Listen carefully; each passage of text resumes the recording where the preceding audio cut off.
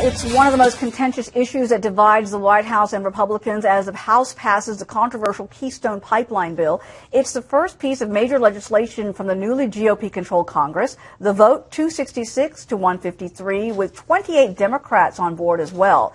But other Democrats still slamming the project.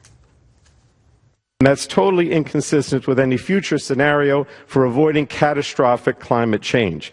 We don't need this oil, Mr. Speaker. Approving and constructing this pipeline won't lower gas prices for Americans. In some areas, it may even raise prices.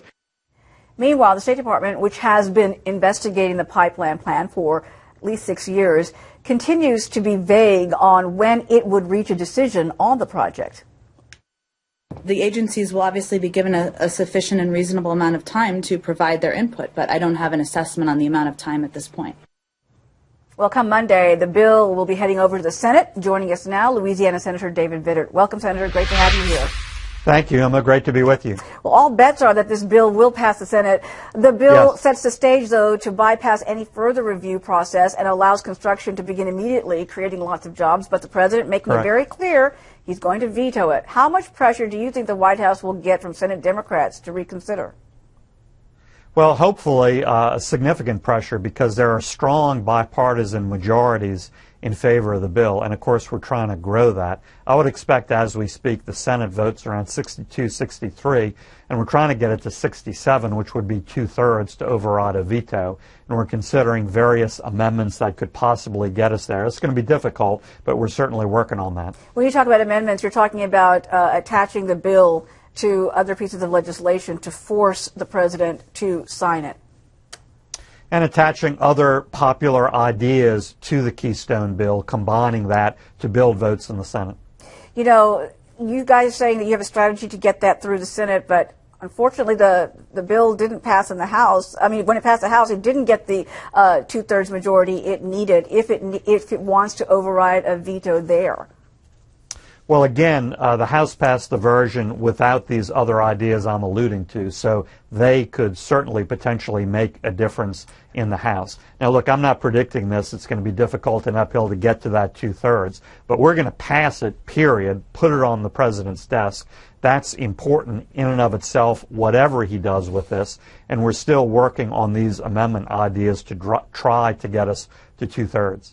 One of the reasons many people are supporting this pipeline, it's not only going to create jobs, but it's also privately financed with the cost shared between TransCanada, an energy company based in Alberta, along with other oil shippers. So people who are saying it's going to cost too much, the folks who are supporting it are saying, no, in fact, it won't. Well, this is private industry, and they're great jobs.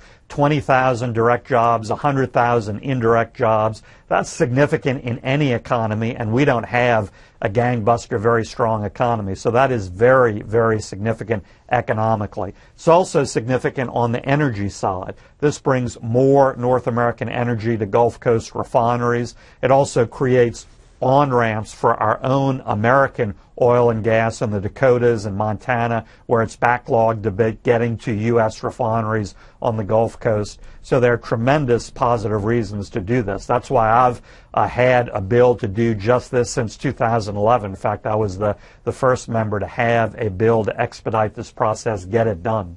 Let me ask you in the few moments I have left, is that the fact that the president has come out so early saying that he's going to veto this bill, does this set the stage for a situation where we're really going to see huge standoffs between the White House and the GOP-controlled Congress going forward? Can anything of real substance get accomplished this go-around?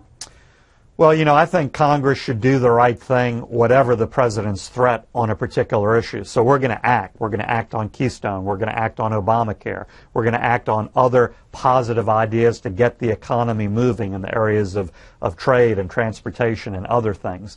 Then it's going to be up to him what he does with those bills that we put on his desk. I don't think we should be intimidated in any way by any advanced veto threats. We need to do the right thing as we see it. We need to act. All right, Senator. Thank you so much for joining us. We'll see how things go come Monday, and keep us posted. Absolutely. Thanks.